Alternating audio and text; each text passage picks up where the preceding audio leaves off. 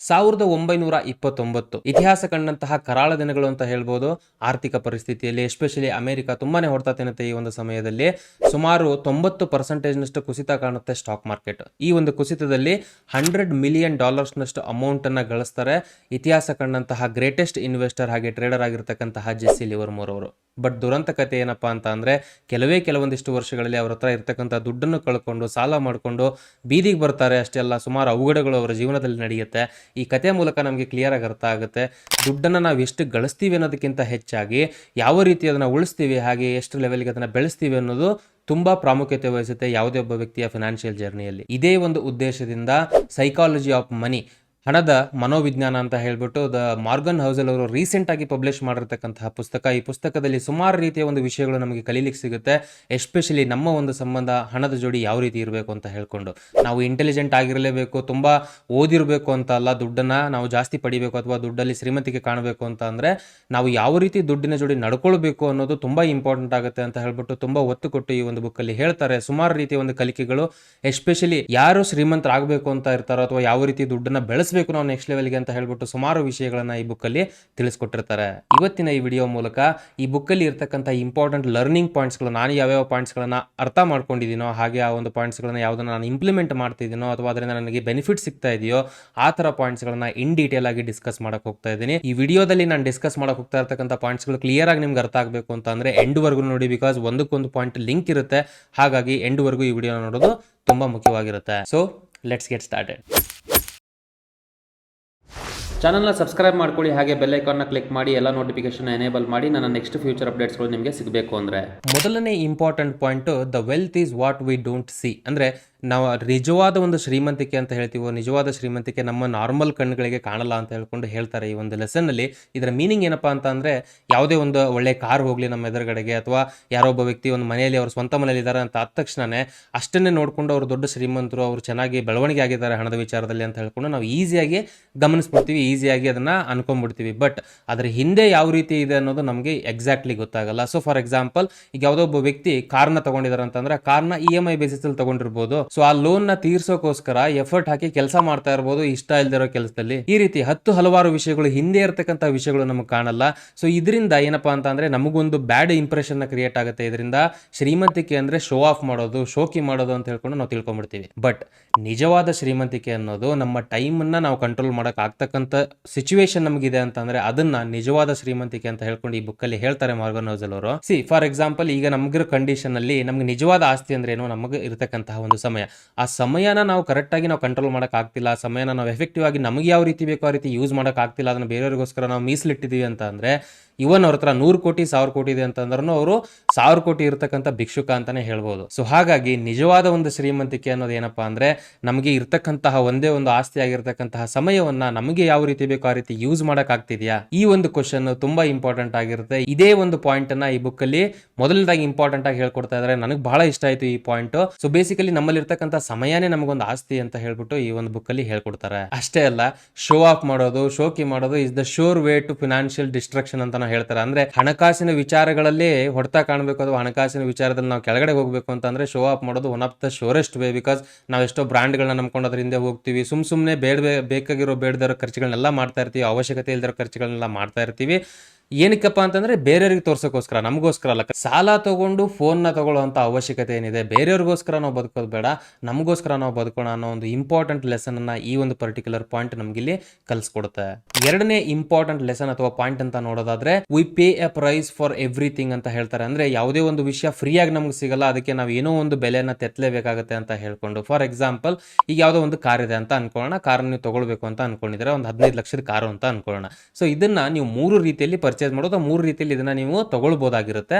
ಒಂದನೇ ಆಪ್ಷನ್ ಏನಪ್ಪಾ ಅಂದ್ರೆ 15 ಲಕ್ಷವನ್ನ ನೀವು ಎಂಟೈರ್ ಪೇ ಮಾಡಿ ತಗೊಳ್ತಕ್ಕಂಥದ್ದು. ಎರಡನೇ ಆಪ್ಷನ್, ನಮ್ಮ ಹತ್ರ ಅಷ್ಟೊಂದು ಅಮೌಂಟ್ ಇಲ್ಲ, ಸೆಕೆಂಡ್ ಹ್ಯಾಂಡಲ್ ಒಂದು ಕಾರ್ ತಗೊಳ್ಬಹುದು ಅಂತ ಕಾರ್ನ ತಗೊಳ್ಬಹುದು ಸೆಕೆಂಡ್ ಹ್ಯಾಂಡ್ ಅಲ್ಲಿ. ಮೂರನೇ ಆಪ್ಷನ್, ಕಳ್ತನೂ ಮಾಡಬಹುದು. ಈ 3 ಆಪ್ಷನ್ ಅಲ್ಲೂ ನಿಮ್ಗೆ ಕಾರ್ ಸಿಗುತ್ತೆ.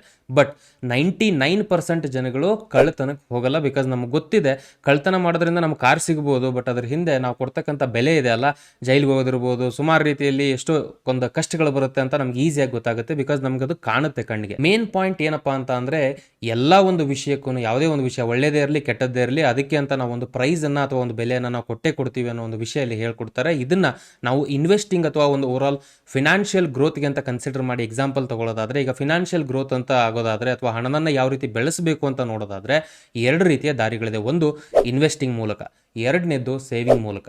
ಇನ್ವೆಸ್ಟಿಂಗ್ ಅಂತ ಅಂದರೆ ರಿಯಲ್ ಎಸ್ಟೇಟಲ್ಲಿ ಇನ್ವೆಸ್ಟ್ ಮಾಡ್ಬೋದು, ಸ್ಟಾಕ್ ಮಾರ್ಕೆಟಲ್ಲಿ ಇನ್ವೆಸ್ಟ್ ಮಾಡ್ಬೋದು, ಅಥವಾ ಇಂಡೆಕ್ಸ್ ಫಂಡ್ಗಳಲ್ಲಿ ಇನ್ವೆಸ್ಟ್ ಮಾಡೋದು one of the best investment ಅಂತ ಹೇಳ್ತಾರೆ ಮಾರ್ಗನ್ ಹೌಸೆಲ್ ಅವರು. ಸೊ ನಿಮಗೆ ಇದು ಗೊತ್ತಿಲ್ಲ ಅಂತ ಅಂದರೆ ವರಿ ಮಾಡ್ಕೊಳ್ಳೋಕೆ ಹೋಗಬೇಡಿ. ಬರ್ತಕ್ಕಂಥ ದಿನಗಳಲ್ಲಿ ನನ್ನ ಚಾನಲಲ್ಲಿ ಡೆಫಿನೆಟ್ಲಿ ಇದ್ರ ಬಗ್ಗೆ ಸಂಪೂರ್ಣವಾದಂಥ ಮಾಹಿತಿ ಇರತಕ್ಕಂಥ ವಿಡಿಯೋಸ್ಗಳನ್ನ ಅಪ್ಲೋಡ್ ಮಾಡೋಕೆ ಹೋಗ್ತಾ ಇದ್ದೀನಿ. ಕಮೆಂಟ್ ಮೂಲಕ ನನಗೆ ತಿಳಿಸಿ ನಿಮ್ಗೆ ಯಾವ ಒಂದು ವಿಷಯದಲ್ಲಿ ಇಂಟ್ರೆಸ್ಟ್ ಇದೆ ತಿಳ್ಕೋಬೇಕು ಅಂತ ಹೇಳ್ಕೊಂಡು ಕನ್ನಡದಲ್ಲಿ. ಸೊ ಬೇಸಿಕಲಿ ಮೊದಲನೇ ಆಪ್ಷನ್ ಇನ್ವೆಸ್ಟಿಂಗ್ ಅಂತ ನಮಗೆ ಗೊತ್ತಾಯಿತು. ಬಟ್ ಇನ್ವೆಸ್ಟಿಂಗ್ ಮಾಡ್ತಾ ಇದ್ವಿ ಅಂತ ಅಂದರೆ ಇನ್ವೆಸ್ಟಿಂಗ್ ಹಿಂದೆ ಏನೇನೆಲ್ಲ ಕಷ್ಟಗಳಿದೆ, ಬಿಕಾಸ್ ನೀವು ನಿಮ್ಮನ್ನು ಎಜುಕೇಟ್ ಮಾಡ್ಕೋಬೇಕು, ನೀವು ಕಲಿಕೆಗೋಸ್ಕರ ಸಮಯವನ್ನು ಸ್ಪೆಂಡ್ ಮಾಡಬೇಕಾಗತ್ತೆ. ಎರಡನೇದ್ದು ವಾಲಟಿಲಿಟಿ, ಅನ್ಸರ್ಟನಿಟಿ. ಈಗ ಸ್ಟಾಕ್ ಮಾರ್ಕೆಟ್ ಅಂತಂದರೆ ಏರುಪೇರು ಆಗ್ತಾ ಇರುತ್ತೆ, ಅದರಲ್ಲಿ ರಿಸ್ಕ್ ಜಾಸ್ತಿ. ಬಟ್ ಅದರಿಂದ ಬರ್ತಕ್ಕಂತಹ ಲಾಭ ಇದೆಯಲ್ಲ ಅದು ನಾರ್ಮಲ್ ಬೇರೆ ಒಂದು ಇನ್ವೆಸ್ಟ್ಮೆಂಟ್ಗಳಿಗಿಂತ ನಿಮಗೆ ಜಾಸ್ತಿ ಒಂದು ರಿಟರ್ನ್ ಸಿಗ್ತಕ್ಕಂಥದ್ದಾಗಿರುತ್ತೆ. ಎಸ್ಪೆಷಲಿ FDಲಿ ಸೇವಿಂಗ್ ಬ್ಯಾಂಕಲ್ಲಿ ಅಮೌಂಟ್ ಇರೋ ಬದಲು ಈ ಥರ ಒಂದು ಇನ್ವೆಸ್ಟ್ಮೆಂಟಲ್ಲಿ ಮಾಡಿದಾಗ ನಿಮಗೆ ಅಡಿಷ್ನಲ್ ಹೈಯರ್ ರಿಟರ್ನ್ ಬರ್ತಕ್ಕಂತಹ ಸಾಧ್ಯತೆಗಳಿರುತ್ತೆ. ಸೊ ಹಾಗಾಗಿ ಆ ಹೈಯರ್ ರಿಟರ್ನ್ಗೋಸ್ಕರ ನೀವು ಕೊಡ್ತಕ್ಕಂಥ ಬೆಲೆ ಏನಪ್ಪ ಅಂದರೆ ಇಲ್ಲಿ ವೇಟ್ ಮಾಡೋದಿರ್ಬೋದು, ಪೇಷನ್ಸ್ ಇರ್ಬೋದು, ಅನ್ಸರ್ಟನಿಟಿ ಇರ್ಬೋದು, ಇದೆಲ್ಲವನ್ನು ನೀವು ಪೇ ಮಾಡ್ತೀರಾ. ಇಲ್ಲಿ ಡೈರೆಕ್ಟ್ ಅಮೌಂಟಲ್ಲೇ ಪೇ ಮಾಡಬೇಕು ಅಂತ ಏನಿಲ್ಲ. ಈ ಥರ ಬೇರೆ ಬೇರೆ ವಿಷಯಗಳನ್ನು ನೀವು ಬೆಲೆಯನ್ನು ತೆತ್ತಬೇಕಾಗುತ್ತೆ, ನೀವು ಒಂದು ಎಕ್ಸ್ಪೆಕ್ಟೇಷನ್ ಅಂತ ಇಟ್ಕೊಂಡಾಗ ಯಾವುದೇ ಒಂದು ವಿಷಯದಲ್ಲಿ, ಎಸ್ಪೆಷಲಿ ಫಿನಾನ್ಷಿಯಲ್ ಆಗಿ. ಅದೇ ಎರಡನೇ ಆಪ್ಷನ್ ಅಂತ ನೋಡೋದಾದ್ರೆ ಸೇವಿಂಗ್ಸ್, FD ಇರ್ಬೋದು, ಅಥವಾ ತುಂಬಾ ಲೋ ರಿಸ್ಕ್ ಇರತಕ್ಕಂತಹ ಒಂದು ಇನ್ವೆಸ್ಟ್ಮೆಂಟ್ ಆಪ್ಷನ್ಸ್ಗಳಲ್ಲಿ ನೀವು ಹೂಡಿಕೆ ಮಾಡಿದ್ದೀರಾ ಅಂತ ಅಂದ್ರೆ ಅಲ್ಲೂ ಕೂಡ ನಿಮ್ ದುಡ್ಡು ಸೇಫ್ ಆಗೇ ಇರುತ್ತೆ, ಇಲ್ಲ ಅಂತ ಅಲ್ಲ. ಬಟ್ ಓವರ್ ಆಲ್ ಅದರಿಂದ ಬರ್ತಕ್ಕಂಥ ರಿಟರ್ನ್ ಏನಿದೆಯೋ ಡೆಫಿನೆಟ್ಲಿ ಕಡಿಮೆ ಆಗಿರುತ್ತೆ. ಆ ಲೋವರ್ ರಿಸ್ಕ್ ಏನಿರುತ್ತೋ ಲೋವರ್ ರಿಟರ್ನ್ ಕೊಡ್ತಕ್ಕಂಥದ್ದಾಗಿರುತ್ತೆ. ಈ ಲೋವರ್ ರಿಟರ್ನ್ ಅನ್ನೋದೇನಿದೆಯೋ ಇದೇ ನೀವು ಕೊಡ್ತಕ್ಕಂತಹ ಒಂದು ಬೆಲೆ ಆಗಿರುತ್ತೆ. ನಿಮ್ಮ ಅಮೌಂಟ್ ಬೆಳೆಯುತ್ತೆ, ಬಟ್ ಜಾಸ್ತಿ ಬೆಳೆಯಲ್ಲ comparing to the first option ಅಥವಾ ಮೊದಲನೇ ಆಪ್ಷನ್ಗೆ ಕಂಪೇರ್ ಮಾಡಿ ನೋಡೋದಾದ್ರೆ. ಬಟ್ ತಮಾಷೆ ವಿಷಯ ಏನಪ್ಪಾ ಅಂತ ಅಂದ್ರೆ ನಾವು ದಿನನಿತ್ಯ ತಿನ್ನೋದಕ್ಕಿರ್ಬೋದು ಅಥವಾ ನಮ್ಮ ಮನೆ ಡೆಕೋರೇಷನ್ಸ್ ಇರ್ಬೋದು, ಸುಮ್ಮನೆ ಅನ್ನೆಸೆಸರಿ ಖರ್ಚುಗಳು ಬೇಡ ಅಂತಂದ್ರೂ ಮಾಡ್ತಾ ಇರ್ತೀವಿ ಶೋಕಿ ಮಾಡೋದಕ್ಕೋಸ್ಕರ. ಬಟ್ ಅದೇ ಒಂದು ಅಮೌಂಟು, ಅದೇ ಒಂದು ಟೈಮನ್ನು ನಮ್ಮನ್ನು ನಾವು ಎಜುಕೇಟ್ ಮಾಡೋದ್ರಲ್ಲಿ ಕೊಡಲ್ಲ, ನಮ್ಮನ್ನು ನಾವು ಎಜುಕೇಟ್ ಮಾಡ್ಕೊಳ್ಳೋದ್ರಲ್ಲಿ ಕೊಡಲ್ಲ. ಬೇರೆ ಯಾರೋ ಒಬ್ರು ಹೇಳಿದ್ರು ಅಂತ ಹೇಳ್ಬಿಟ್ಟು ಏನೇನೋ ಮಾಡಿಬಿಟ್ಟು ಸ್ಟಾಕ್ ಮಾರ್ಕೆಟಲ್ಲಿ ದುಡ್ಡು ಕಳ್ಕೊಂಡ್ರನ್ನ ನೋಡಿದ್ದೀನಿ ನಾನು. ನಮ್ಮ ಹಣದ ಜವಾಬ್ದಾರಿನ ನಾವು ತಗೊಳ್ಳೋಕೆ ಹಿಂದೆ ಮುಂದೆ ನೋಡ್ತಾ ಇರ್ತೀವಿ. ಸೊ ಇದು ಮೊದಲನೇ ಒಂದು ಮೇನ್ ಕ್ವಾಲಿಟಿ ಆಗಿರುತ್ತೆ ಯಾವುದೇ ಒಬ್ಬ ಇನ್ವೆಸ್ಟರ್ ಅಥವಾ ಒಬ್ಬ ಸಕ್ಸಸ್ಫುಲ್ ವ್ಯಕ್ತಿ. ಅವರ ಜವಾಬ್ದಾರಿ ಏನಿದೆಯೋ ಹಣದ ಜವಾಬ್ದಾರಿನ ಅವರೇ 100% ಅವ್ರ ತಲೆ ಮೇಲೆ ತಗೊಳ್ತಾರೆ. ಆವಾಗಲೇ ಅವರು ನೆಕ್ಸ್ಟ್ ಲೆವೆಲ್ಗೆ ಬೆಳೆಯೋಕ್ಕಾಗಿರ್ತಕ್ಕಂಥದ್ದು. ಹಾಗೆ ಇನ್ನೊಂದು ಏನಪ್ಪಾ ಅಂದ್ರೆ ಇನ್ನೊಂದು ಇಂಪಾರ್ಟೆಂಟ್ ಪಾಯಿಂಟ್ ಹೇಳ್ತಕ್ಕಂಥದ್ದು, ಗ್ರೋತ್ ಅನ್ನೋದೇನಿದೆಯೋ ಕಂಪೌಂಡಿಂಗ್ ಇಂದ ಮಾತ್ರ ಸಾಧ್ಯ. 2 ರೀತಿಯಲ್ಲಿ. ಒಂದು, ನೀವು ಬೇರೆ ಕಡೆಯಿಂದ ದುಡ್ಡು ತಂದು ಹಾಕೋಬಹುದು, ಅದು ಅಗೇನ್ ಮತ್ತೆ ನೀವು ಬಾರೋ ಮಾಡ್ದಂಗೆ, ಬೇರೆ ಕಡೆಯಿಂದ ದುಡ್ಡನ್ನ ಸಾಲ ಪಡೆದಂಗೆ. ಬಟ್ ಒಂದೇ ಒಂದು ಇಂಪಾರ್ಟೆಂಟ್ ದಾರಿ ಇರೋದೇನಪ್ಪ ಅಂತ ಅಂದರೆ, ಎಷ್ಟೋ ಸಕ್ಸಸ್ಫುಲ್ ವ್ಯಕ್ತಿಗಳು ಅವರ ಒಂದು ಸಕ್ಸಸ್ನ ಪಡೆದಿರೋದು ಕಂಪೌಂಡಿಂಗ್ ಮೂಲಕ. ಇದ್ರ ರಿಲೇಟೆಡ್ ಮತ್ತೆ ಬೇರೆ ಒಂದು ವಿಡಿಯೋನ ಮಾಡ್ತೀನಿ ನಾನು ಕನ್ನಡದಲ್ಲಿ. ಸೊ ಈ ಕಂಪೌಂಡಿಂಗ್ ಅನ್ನೋದೇನಿದೆಯೋ ಟೈಮ್ ತಗೊಳುತ್ತೆ, ಬಟ್ ಇದು ಗ್ರೋತ್ ಕೊಡುತ್ತೆ. ಆದರೆ ಡಿಸ್ಟ್ರಕ್ಷನ್ ಅಥವಾ ಒಂದು ಹಾಳಾಗಕ್ಕೆ 1 ಸೆಕೆಂಡ್ ಸಾಕು ಅಂತ ಹೇಳ್ಕೊಂಡು ಈ ಬುಕ್ಕಲ್ಲಿ ಇನ್ಫಾರ್ಮೇಶನ್ ಕೊಡ್ತಾರೆ. ಸೊ ಬೇಸಿಕಲಿ ಕಂಪೌಂಡಿಂಗ್ ಮೂಲಕ ಒಂದು ಒಳ್ಳೆ ಗ್ರೋತ್ನ ಪಡಿಬೋದು ನಾವು. ಅದೇ ರಾತ್ರೋರಾತ್ರಿನೇ ಒಂದು ದುಡ್ಡು ಮಾಡಬೇಕು, ರಾತ್ರೋರಾತ್ರಿನೇ ಶ್ರೀಮಂತರಾಗ್ಬಿಡ್ಬೇಕು ಅಂತ ಏನೇನೋ ಮಾಡೋಕೆ ಹೋದ್ರೆ ಇರೋ ದುಡ್ಡನ್ನು ಕಳ್ಕೋಬೇಕಾಗತ್ತೆ ಅನ್ನೋ ಒಂದು ಇಂಪಾರ್ಟೆಂಟ್ ಪಾಯಿಂಟ್ ಅನ್ನ ಇಲ್ಲಿ ನಮಗೆ ಹೇಳ್ಕೊಡ್ತಾರೆ ಮಾರ್ಗನ್ ಹೌಸೆಲ್ ಅವರು. 3ನೇ ಇಂಪಾರ್ಟೆಂಟ್ ಲೆಸನ್ ಅಥವಾ ಪಾಯಿಂಟ್ ಅಂತ ನೋಡೋದಾದ್ರೆ ಗೆಟಿಂಗ್ ರಿಚ್, ಸ್ಟೇಯಿಂಗ್ ರಿಚ್ ಅಂತ ಹೇಳ್ತಾರೆ. ಇದು ಎರಡೂ ಒಂದಕ್ಕೊಂದಕ್ಕೆ ಬಹಳ ವ್ಯತ್ಯಾಸ ಇದೆ ಅಂತ ಕೂಡ ಹೇಳ್ತಾರೆ. ಇದರರ್ಥ ಕನ್ನಡದಲ್ಲಿ ಹೇಳ್ಬೇಕಪ್ಪ ಅಂತಂದ್ರೆ ಶ್ರೀಮಂತರಾಗೋಕ್ಕೂ ಶ್ರೀಮಂತರಾಗೇ ಇರೋಕ್ಕೂ ಬಹಳ ವ್ಯತ್ಯಾಸ ಇದೆ ಅಂತ ಹೇಳ್ಕೊಂಡು. ಸೊ ನಾನು ಇನಿಷಿಯಲ್ ಕೊಟ್ಟಿರೋ ಎಕ್ಸಾಂಪಲ್ನ ಮತ್ತೆ ರೀಕಾಲ್ ಮಾಡೋಣ. ಜೆಸ್ಸಿ ಲಿವರ್ಮೋರ್ ಅವರು $100 ಮಿಲಿಯನ್ ಅಮೌಂಟ್ನ ಗಳಿಸಿ ಮತ್ತೆ ಇಮಿಡಿಯೇಟ್ಲಿ ಅಮೌಂಟನ್ನು ಕಳ್ಕೊಂಡು ಬೀದಿಗೆ ಬೀಳ್ತಾರೆ. ಸೊ ಈ ರೀತಿ ಆಗಬಾರ್ದು. ಹಾಗಾಗಿ ಹೇಳ್ತಾರೆ ಇವರು, ದುಡ್ಡನ್ನು ಗಳಿಸೋಕ್ಕೂ ಹಾಗೆ ದುಡ್ಡನ್ನು ಉಳಿಸ್ಕೊಂಡು ಅದನ್ನು ಬೆಳೆಸೋಕ್ಕೂ ಬೇರೆ ಬೇರೆ ಸ್ಕಿಲ್ ಸೆಟ್ಸ್ಗಳು, ಬೇರೆ ಬೇರೆ ನಾಲೆಜ್ ರಿಕ್ವೈರ್ಮೆಂಟ್ ಇದೆ ಅಂತ ಹೇಳ್ಕೊಂಡು. ಅಷ್ಟೇ ಅಲ್ಲ, ಶ್ರೀಮಂತರಾಗೇ ಇರೋಕೆ ತುಂಬಾ ಕಷ್ಟ ಇದೆ, ತುಂಬಾ ಕಷ್ಟ ಪಡಬೇಕಾಗುತ್ತೆ. ಒಂದು ಲೆವೆಲ್ಗೆ ರೀಚ್ ಆಗೋದಷ್ಟೇ ಅಲ್ಲ, ಲೆವೆಲಲ್ಲಿ ಸಸ್ಟೈನ್ ಆಗೋದು ತುಂಬಾ ಇಂಪಾರ್ಟೆಂಟ್ ಆಗಿರುತ್ತೆ. ಅದಕ್ಕೆ ಬೇರೆ ರೀತಿಯಾದಂತಹ ಒಂದು ಸ್ಕಿಲ್ ಸೆಟ್ಸ್ಗಳು ರಿಕ್ವೈರ್ಮೆಂಟ್ ಇರುತ್ತೆ ಅಂತ ಹೇಳ್ಕೊಂಡು ಈ ಲೇಖಕರಲ್ಲಿ ಹೇಳ್ಕೊಡ್ತಾರೆ ನಮಗೆ. ದುಡ್ಡನ್ನ ಗಳಿಸೋದಕ್ಕೆ ಸುಮಾರು ದಾರಿಗಳಿದೆ, ಬಟ್ ದುಡ್ಡನ್ನ ಉಳಿಸ್ಕೊಂಡು ನೆಕ್ಸ್ಟ್ ಲೆವೆಲ್ಗೆ ಅದನ್ನ ಬೆಳೆಸೋಕೆ ಒಂದೇ ದಾರಿ ಇರೋದು ಮನಿ ಮ್ಯಾನೇಜ್ಮೆಂಟ್. ಸೊ ನಾವು ದುಡ್ಡನ್ನು ಯಾವ ರೀತಿ ಮ್ಯಾನೇಜ್ ಮಾಡ್ತೀವಿ ಅನ್ನೋದ್ರ ಮೇಲೆ ಡಿಪೆಂಡ್ ಆಗಿರುತ್ತೆ ನಮ್ಮ ಹತ್ರ ದುಡ್ಡು ಎಷ್ಟು ದಿನ ಉಳಿಯುತ್ತೆ, ಯಾವ ರೀತಿ ಬೆಳೆಯುತ್ತೆ ಅಂತ ಹೇಳ್ಕೊಂಡು. ಸೊ ಓವರಾಲ್ ನಮ್ಗೆ ಇಲ್ಲಿ ಅರ್ಥ ಆಗಬೇಕಾಗಿರ್ತಕ್ಕಂಥ ವಿಷಯ ಏನಪ್ಪಾ ಅಂತಂದ್ರೆ, ದುಡ್ಡನ್ನ ಮ್ಯಾನೇಜ್ ಮಾಡೋದನ್ನ ನಾವು ಕಲಿಬೇಕು. ಸುಮಾರು ಜನ ಅನ್ಕೊಳ್ತಾರೆ ಅದು ಬರೀ ದೊಡ್ಡ ದುಡ್ಡು ಇರೋರಿಗೆ ಮಾತ್ರ, ಜಾಸ್ತಿ ದುಡ್ಡು ಇರೋರು ಮಾತ್ರ ದುಡ್ಡು ಮ್ಯಾನೇಜ್ ಮಾಡಬೇಕು, ನಮಗೇನು ಬರೀ 10,000 20,000 30,000 ಸಂಬಳ ಬರುತ್ತೆ, ನಾವೇನು ದುಡ್ಡು ಮ್ಯಾನೇಜ್ ಮಾಡೋದು ಬಿಡು ಅಂತ ಅನ್ಕೊಂಡು ಓಡಾಡ್ತಾ ಇರ್ತಾರೆ ನೆಗ್ಲಿಜೆಬಲ್ ಆಗಿ. ಬಟ್ ಇಲ್ಲಿ ಹವ್ಯಾಸ important. Man is A creature of habits ಅಂತ ಹೇಳ್ತಾರೆ. ಅಂದ್ರೆ ನಮ್ಮ ಹವ್ಯಾಸಗಳೇ ನಮ್ಮ ಜೀವನವನ್ನ ನಿರ್ಮಾಣ ಮಾಡುತ್ತೆ ಅಂತ ಹೇಳ್ಕೊಂಡು ತಿಳಿಸ್ಕೊಡ್ತಾರೆ ಒಂದ್ ಕಡೆಗೆ. ಇದ್ರ ಪ್ರಕಾರ ಏನಪ್ಪಾ ಅಂದ್ರೆ ಹವ್ಯಾಸ ಇಂಪಾರ್ಟೆಂಟ್. ಈಗ ನಮ್ಮ ಹತ್ರ 500 ರೂಪಾಯಿನೇ ಇರಲಿ, 1000 ರೂಪಾಯಿನೇ ಇರಲಿ, ಬಟ್ ಆ ಸೇವಿಂಗ್ ಹ್ಯಾಬಿಟ್ ಅನ್ನು ನಾವು ತರಕ್ ಆಗ್ತಾ ಇದೆಯಾ ನಮ್ಮ ಒಂದು ದೈನಂದಿನ ಜೀವನದಲ್ಲಿ ಅಂತ ಕೇಳ್ಕೊಳ್ಳೋದು ತುಂಬಾ ಇಂಪಾರ್ಟೆಂಟ್ ಆಗಿರುತ್ತೆ. ಇನ್ ಕೇಸ್ ನೀವೇನಾದ್ರೂ ಸೇವಿಂಗ್ ಮಾಡ್ತಾ ಇಲ್ಲ ಅಂತ ಅಂದ್ರೆ ದಯವಿಟ್ಟು ಇವತ್ತೇ ಒಂದು ಥಾಟ್ ಪ್ರೋಸೆಸ್ನ ಇಟ್ಕೊಳ್ಳಿ. ಒಂದು ಎಕ್ಸಾಂಪಲ್ ಕೊಡೋಕೆ ಇಷ್ಟಪಡ್ತೀನಿ ನಾನು. ಜಸ್ಟ್ 1,000 ರೂಪಾಯಿನ ನೀವು ಎವ್ರಿ ಮಂತ್ ಸಪರೇಟ್ ಆಗಿ ಸೇವಿಂಗ್ ಅಂತ ಇಟ್ಕೊಳ್ಳೋಕೆ ಹೋದ್ರೆ, ಎಸ್ಪೆಷಲಿ ಈ ಎಂಗೇಜ್ ಅಲ್ಲಿ ಇರ್ತಕ್ಕಂಥವ್ರು, 20 ವರ್ಷ 21 ವರ್ಷ ಇರ್ತಕ್ಕಂಥವ್ರು, ಒಂದು ಸಣ್ಣ ಒಂದು ಇನ್ಕಮ್ ಬರ್ತಾ ಇದೆ ಅಂತಂದ್ರೂ ಕೂಡ 1,000 ಇವತ್ತಿನ ಮಟ್ಟಿಗೆ ಸೇವ್ ಮಾಡಲೇಬಹುದು. ಸೊ 1,000 ನೀವು ಸೇವ್ ಮಾಡ್ಕೊಂಡು ಹೋಗ್ತೀರಾ ತಿಂಗಳು ಅಂತ ಅನ್ಕೊಂಡು ನೋಡೋದಾದ್ರೆ ನೆಕ್ಸ್ಟ್ 30 ವರ್ಷಕ್ಕೆ 12% ಆವರೇಜ್ ರಿಟರ್ನ್, ಇಂಡೆಕ್ಸ್ ರಿಟರ್ನ್ ಕೊಟ್ಟಿದೆ ಆಲ್ರೆಡಿ. ಇದ್ರ ಬೇಸಿಸ್ ಅಲ್ಲಿ ನಾನು 100% ರಿಟರ್ನ್ ಇಲ್ಲಿ ಕನ್ಸಿಡರ್ ಮಾಡಿ ತಗೊಳ್ತಾ ಇದ್ದೀನಿ. ಇದ್ರ ಪ್ರಕಾರ ಓವರ್ ಆಲ್ ನೋಡೋದಾದ್ರೆ 30 ವರ್ಷ ನೀವು ಈ ಒಂದು 1,000 ನೀವು ಸೇವ್ ಮಾಡ್ಕೊಂಡು ಹೋಗಿದ್ದೀರಾ, ತುಂಬಾ ಕಡಿಮೆ ಅಮೌಂಟ್ ಬಟ್ ಸೇವ್ ಮಾಡ್ಕೊಂಡು ಹೋಗಿದ್ದೀರಾ ಅಂತ ಅಂದ್ರೆ ಟೋಟಲ್ ಇನ್ವೆಸ್ಟೆಡ್ ಅಮೌಂಟ್ ಬಂದು 3,60,000 ಆಗಿರುತ್ತೆ. ಅಂದ್ರೆ 3,60,000 ನೀವು ಅಸಲು ಅಮೌಂಟ್ ಅನ್ನ ಸೇವ್ ಮಾಡಿರ್ತೀರಾ. ಸೊ ಇಂಟ್ರೆಸ್ಟ್ ರೇಟ್ ಅಥವಾ ದುಡ್ಡು ಬೆಳೆದು ಕಂಪೌಂಡಿಂಗ್ ಆಗಿ ನಿಮಗೆ ಇದು 35,29,914 ರೂಪಾಯಿಗಳಷ್ಟು ಆಗ್ತಕ್ಕಂತಹ ಒಂದು ಸಾಧ್ಯತೆಗಳಿರುತ್ತೆ. ಇದ್ರ ಮೂಲಕ ನಮಗೆ ಕ್ಲಿಯರ್ ಆಗಿ ಅರ್ಥ ಆಗುತ್ತೆ ದುಡ್ಡು ಎಷ್ಟು ದೊಡ್ಡ ಮಟ್ಟಿಗಿದೆ ಅಂತ ಅನ್ನೋದಕ್ಕಿಂತ ಹೆಚ್ಚಾಗಿ ನಮ್ಮ ಹವ್ಯಾಸ ಯಾವ ರೀತಿ ಅದರ ಬಗ್ಗೆ ನಾವು ಈವನ್ ಚಿಕ್ಕದೇ ಇದ್ರೂ ಕೂಡ ಅಮೌಂಟ್ ಅದನ್ನ ಎಫೆಕ್ಟಿವ್ ಆಗಿ ನಮಗೆ ಮ್ಯಾನೇಜ್ ಮಾಡೋಕ್ಕಾಗ್ತಾ ಇದೆಯಾ. It's as simple as that. ನೀವು 5 ಲಕ್ಷ ಇವತ್ತು ನಿಮಗೆ ಮ್ಯಾನೇಜ್ ಮಾಡೋಕ್ಕಾಗ್ತಾ ಇದೆ, 50,000 ನೀವು ಪ್ರಾಪರಾಗಿ ಮ್ಯಾನೇಜ್ ಮಾಡೋಕ್ಕಾಗ್ತಾ ಇದೆ ಅಂತಂದರೆ ನಾಳೆ 50 ಕೋಟಿ ಬಂದರೂ ನಾವು ಮ್ಯಾನೇಜ್ ಮಾಡ್ಬೋದು ಈಸಿಯಾಗಿ ಅದನ್ನ ಅಂತ ಹೇಳ್ಕೊಂಡು ಈ ಒಂದು ಬುಕ್ಕಲ್ಲಿ ತಿಳಿಸ್ಕೊಡ್ತಾರೆ. ಇಲ್ಲಿ ನೆಕ್ಸ್ಟ್ ಇಂಪಾರ್ಟೆಂಟ್ ಪಾಯಿಂಟ್ ಅಥವಾ ಲೆಸನ್ ಅಂತ ನೋಡೋದಾದ್ರೆ ಈ ಬುಕ್ಕಲ್ಲಿ ಬರ್ತಕ್ಕಂಥದ್ದು ಸರ್ವೈವಲ್ ಮೈಂಡ್ ಸೆಟ್ ಇರಬೇಕು ನಮಗೆ ಯಾವಾಗಲೂ ದುಡ್ಡಿನ ವಿಷಯದಲ್ಲಿ ಅಂತ ಬಂದಾಗ. ಇದರಲ್ಲಿ ಬರ್ತಕ್ಕಂಥ ಮೊದಲನೇ important point aim to be financially unshakable ಅಂತ ಹೇಳ್ತಾರೆ. ಅಂದ್ರೆ ದುಡ್ಡಿನ ವಿಷಯ ಅಂತ ಬಂದಾಗ ಏರುಪೇರುಗಳು ಆಗ್ತಾ ಇರುತ್ತೆ. ನೀವು ಯಾವುದೋ ಒಂದು ಕಡೆಗೆ ಇನ್ವೆಸ್ಟ್ ಮಾಡಿದ್ದೀರಾ ಅಂತ ಅಂದ್ರೆ, ಈಗ ರಿಯಲ್ ಎಸ್ಟೇಟ್ ಇರಬಹುದು, ಗೋಲ್ಡ್ ಇರ್ಬೋದು, ಸ್ಟಾಕ್ ಮಾರ್ಕೆಟ್ ಇರ್ಬೋದು, ಒಂದು ಪರ್ಟಿಕ್ಯುಲರ್ ಸೈಕಲ್ ಅಲ್ಲಿ ವರ್ಕ್ ಆಗುತ್ತೆ. ಒಂದು ಪರ್ಟಿಕ್ಯುಲರ್ ಟೈಮಲ್ಲಿ ಅದು ಚೆನ್ನಾಗಿ ವರ್ಕ್ ಆಗುತ್ತೆ, ಇನ್ನೊಂದು ಪರ್ಟಿಕ್ಯುಲರ್ ಟೈಮಲ್ಲಿ ಚೆನ್ನಾಗಿ ವರ್ಕ್ ಆಗಲ್ಲ. ಸೊ ಈ ಒಂದು ಸೈಕಲ್ಸ್ಗಳೇನಿದೆಯೋ ಮಾರ್ಕೆಟ್ ಸೈಕಲ್ಸ್ಗಳನ್ನು ಅರ್ಥ ಮಾಡಿಕೊಂಡು ಈ ಯಾವಾಗ ಮಾರ್ಕೆಟ್ ನಮ್ಮ ಅಗೇನೆಸ್ಟಿಗೆ ಹೋಗುತ್ತೋ, ಸ್ಟಾಕ್ ಮಾರ್ಕೆಟ್ ಇರ್ಬೋದು ಅಥವಾ ಯಾವುದೇ ಒಂದು ಇನ್ವೆಸ್ಟ್ಮೆಂಟ್ ನಮ್ಮ ಅಗೇನೆಸ್ಟಿಗೆ ವರ್ಕ್ ಆಗುತ್ತೋ, ನಮ್ಮ ತಾಳ್ಮೆನ ಕಳ್ಕೊಳ್ಳೋದೇನೆ ಏನಕ್ಕೆ ಅದಾಗಿದೆ ಅಂತ ತಿಳ್ಕೊಂಡು ಅದು ಕರೆಕ್ಟ್ ಆಗಿತ್ತು ಅಂತಂದ್ರೆ ಆ ಒಂದು ಇನ್ವೆಸ್ಟ್ಮೆಂಟನ್ನು ನೆಕ್ಸ್ಟ್ ಲೆವೆಲ್ಗೆ ಹಾಗೆ ಹೋಲ್ಡ್ ಮಾಡಬೇಕು. ಹಾಗೆ ಇದನ್ನ ಒಂದು ಆಪರ್ಚುನಿಟಿಯಾಗಿ ಯೂಸ್ ಮಾಡ್ಕೋಬೇಕು ನಾವು ಅಂತ ಹೇಳ್ಕೊಂಡು. ಈಗ 2020ರಲ್ಲಿ ಮಾರ್ಕೆಟ್ ಕ್ರಾಶ್ ಆಯಿತು, ಮೋರ್ ದ್ಯಾನ್ 25% ಕ್ರಾಶ್ ಆಯಿತು. ಎಷ್ಟೋ ಜನ ದುಡ್ಡನ್ನು ತೆಗೆದುಬಿಟ್ರು. ಬಟ್ ಯಾರು ಆ ಒಂದು ಸಮಯದಲ್ಲಿ ದುಡ್ಡನ್ನು ಹೂಡಿಕೆ ಮಾಡಿದ್ರೋ ಅವರಿಗೆ ಇವತ್ತಿನ ಮಟ್ಟಿಗೆ ಮಾರ್ಕೆಟ್ ಒಂದು ಒಳ್ಳೆ ರಿಟರ್ನ್ ಕೊಟ್ಟಿದೆ. ಆಲ್ ಟೈಮ್ ಹೈಯಲ್ಲಿ ಮಾರ್ಕೆಟ್ ರೀಸೆಂಟ್ ದಿನಗಳಲ್ಲಿ ಟ್ರೇಡ್ ಆಗಿರೋದು ಉಂಟು. ನಿಮ್ಮೆಲ್ಲರಿಗೂ ಗೊತ್ತೇ ಇರುತ್ತೆ ಸೆನ್ಸೆಕ್ಸ್ ಆಗಿ ನಿಫ್ಟಿ ಯಾವ ರೀತಿ ಪರ್ಫಾರ್ಮ್ ಆಗಿದೆ ಈ ಒಂದು ರೀಸೆಂಟ್ ದಿನಗಳಲ್ಲಿ ಅಂತ ಹೇಳ್ಕೊಂಡು. ಸೊ ಈ ಓವರ್ ಆಲ್ ಡಿಸ್ಟ್ರಕ್ಷನ್ಸ್ಗಳು, ಈ ರೀತಿ ಏನು ಮಾರ್ಕೆಟ್ ಸೈಕಲ್ಸ್ಗಳು ಬರುತ್ತೋ ಆವಾಗ ಅದನ್ನ ನಾವು ಉಪಯೋಗಿಸ್ಕೊಳ್ಬೇಕು, ನಮ್ಮ ಒಂದು ಆಪರ್ಚುನಿಟಿಯಾಗಿ ಯೂಸ್ ಮಾಡ್ಕೋಬೇಕು ಅನ್ನೋ ಒಂದು ವಿಷಯವನ್ನ ಇಲ್ಲಿ ಹೇಳ್ಕೊಟ್ಟಿದ್ದಾರೆ. ನೆಕ್ಸ್ಟ್ ಇಂಪಾರ್ಟೆಂಟ್ ಪಾಯಿಂಟ್ ಏನಪ್ಪಾ ಅಂದ್ರೆ ನಥಿಂಗ್ ಈಸ್ ಪರ್ಫೆಕ್ಟ್ ಅಂತ ಹೇಳ್ತಾರೆ. ಸೊ ಬೇಸಿಕಲಿ ಏನಪ್ಪಾ ಅಂದ್ರೆ ನಾವು ಯಾವುದೇ ಒಂದು ಹೂಡಿಕೆ ಮಾಡ್ತಿದೀವಿ ಅಂತಂದ್ರೆ ಒಂದೇ ಕಡೆಗೆ ಹೂಡಿಕೆ ಮಾಡೋದಲ್ಲ. Always put your investments in different baskets ಅಂತ ಲೆಜೆಂಡರಿ ಇನ್ವೆಸ್ಟರ್ ವಾರನ್ ಬಫೆಟ್ ಅವರು ಹೇಳ್ತಾರೆ. ಇದರ ಅರ್ಥ ಏನಪ್ಪಾ ಅಂತಂದ್ರೆ ಒಂದೇ ಕಡೆಗೆ ಇನ್ವೆಸ್ಟ್ ಮಾಡೋದಲ್ಲ. ನಮ್ಮ ಇನ್ವೆಸ್ಟ್ಮೆಂಟ್ ಇದೆ ಅಂತಂದ್ರೆ ಡಿಫ್ರೆಂಟ್ ನಾನ್ ಕೋರಿಲೇಟೆಡ್ ಅಥವಾ ಒಂದಕ್ಕೊಂದು ಸಂಬಂಧ ಇಲ್ಲದಿರತಕ್ಕಂತಹ ಒಂದು ಇನ್ಸ್ಟ್ರೂಮೆಂಟ್ಗಳ ಮೇಲೆ ನಾವು ಹೂಡಿಕೆ ಮಾಡಬೇಕು ಅನ್ನೋ ಒಂದು ವಿಷಯವನ್ನ ಈ ಒಂದು ಪಾಯಿಂಟ್ ನ ಇಲ್ಲಿ ತಿಳಿಸ್ಕೊಡ್ತಾ ಇದ್ದಾರೆ. ಅಷ್ಟೇ ಅಲ್ಲ, ಓವರ್ ಆಲ್ ಎಮರ್ಜೆನ್ಸಿ ಫಂಡ್ ಅಂತ ಸಪರೇಟ್ ಆಗಿ ನಾವು ಮ್ಯಾನೇಜ್ ಮಾಡಲೇಬೇಕು. ಎಸ್ಪೆಷಲಿ ಇವತ್ತಿನ ಮಟ್ಟಿಗೆ ತುಂಬಾನೇ ಅನ್ಸರ್ಟನಿಟಿ ಇದೆ ಲೈಫಲ್ಲಿ, ಏನೇನೋ ರೋಗಗಳು ಅದು ಇದೆಲ್ಲ ಬರ್ತಾ ಇದೆ. ಸೊ ಹಾಗಾಗಿ ಎಮರ್ಜೆನ್ಸಿ ಫಂಡ್ ಅಟ್ಲೀಸ್ಟ್ ಒಂದು 20% ಆದರೂ ಎಮರ್ಜೆನ್ಸಿ ಫಂಡ್ ಸಪರೇಟ್ ಆಗಿ ಎತ್ತಿಡಬೇಕು ನಾವು ಅನ್ನೋದು ವಿಷಯವನ್ನು ಕೂಡ ಲೇಖಕರಲ್ಲಿ ನಮಗೆ ತಿಳಿಸ್ಕೊಡ್ತಾರೆ. ತುಂಬಾ ಇಂಪಾರ್ಟೆಂಟ್ ಪಾಯಿಂಟ್ ಅಂತ ನನಗನ್ನಿಸ್ತು, ಹಾಗಾಗಿ ಅದನ್ನಲ್ಲಿ ಕನ್ಸಿಡರ್ ಮಾಡಿದ್ದೀನಿ. ಹಾಗೆ ನಾನು ಆಗ್ಲೇ ಹೇಳ್ತಾ ಇದ್ದೆ ಹ್ಯಾಬಿಟ್ ತುಂಬಾ ಇಂಪಾರ್ಟೆಂಟ್ ಆಗುತ್ತೆ, ಹವ್ಯಾಸಗಳು ತುಂಬಾ ಇಂಪಾರ್ಟೆಂಟ್ ಆಗುತ್ತೆ ಮನಿ ವಿಷಯ ಅಥವಾ ದುಡ್ಡಿನ ವಿಷಯ ಅಂತ ಬಂದಾಗ. ಇದನ್ನ ಒಂದು ಎಕ್ಸಾಂಪಲ್ ಕೊಡೋದ್ರ ಮೂಲಕ ಇವರು ಹೇಳ್ತಾರೆ. ಇಲ್ಲಿ ರೊನಾಲ್ಡ್ ರೀಡ್ ಅಂತ ಹೇಳ್ಕೊಂಡು ಇವ್ರ ಬಗ್ಗೆ ನೀವು ಗೂಗಲ್ ಅಲ್ಲಿ ಸರ್ಚ್ ಮಾಡಬಹುದು, ನಿಮಗೆ ಇವ್ರ ಬಗ್ಗೆ ಇನ್ಫಾರ್ಮೇಶನ್ ಸಿಗುತ್ತೆ. ತುಂಬಾ ಸಾಮಾನ್ಯವಾದಂತಹ ಒಬ್ಬ ವ್ಯಕ್ತಿ, 92ನೇ ವಯಸ್ಸಿನಲ್ಲಿ ಇವರು ತೀರ್ಕೊಳ್ತಾರೆ. ಆವಾಗ ಇವರ ಓವರ್ ಆಲ್ ಅಮೌಂಟ್ ಎಷ್ಟಿದೆ ಇವ್ರ ಹತ್ರ ಅಂತ ನೋಡಿದಾಗ $8 ಮಿಲಿಯನ್ ಗಳಷ್ಟಾಗಿರುತ್ತೆ. ಇದನ್ನ ಇಂಡಿಯನ್ ರುಪೀಸ್ ಅಲ್ಲಿ ಹೇಳಬೇಕಪ್ಪ ಅಂದ್ರೆ 55ರಿಂದ 60 ಕೋಟಿಗಳಷ್ಟಾಗಿರುತ್ತೆ ಅವ್ರ ಹತ್ರ ಯಾವಾಗ ಅವರು ತೀರ್ಕೊಳ್ಳೋ ಟೈಮಲ್ಲಿ. ತುಂಬಾ ಸಾಮಾನ್ಯವಾದಂತಹ ವ್ಯಕ್ತಿ. ಅದೇ ಇನ್ನೊಂದು ಕಡೆಗೆ ರಿಚರ್ಡ್ ಫಸ್ಕನ್ ಅಂತ ಹೇಳ್ಕೊಂಡು one of the greatest university, Harvard ಯೂನಿವರ್ಸಿಟಿಲಿ ಓದಿರತಕ್ಕಂತಹ ವೆಲ್ ಎಜುಕೇಟೆಡ್ ಪರ್ಸನ್, ಹಾಗೆ ತುಂಬಾ ದೊಡ್ಡ ಒಂದು ಫಿನಾನ್ಷಿಯಲ್ ಕಂಪನಿಯಲ್ಲಿ ತುಂಬಾ ದೊಡ್ಡ ಹುದ್ದೆಯಲ್ಲಿ ಕೆಲಸ ಮಾಡ್ತಕ್ಕಂಥ ವ್ಯಕ್ತಿ, ಸಕ್ಸಸ್ಫುಲ್ ವ್ಯಕ್ತಿ. 2008ರಲ್ಲಿ ಬ್ಯಾಂಕ್ರಪ್ಸಿ ಫೈಲ್ ಮಾಡ್ತಾರೆ, ದುಡ್ಡಿಲ್ಲ ನನ್ನ ಹತ್ರ ಅಂತ ಹೇಳ್ಕೊಂಡು. ಡಿಫ್ರೆನ್ಸ್ ಇಲ್ಲೇನೆ ಗೊತ್ತಾಗ್ತಾ ಇದೆ ನಿಮಗೆ.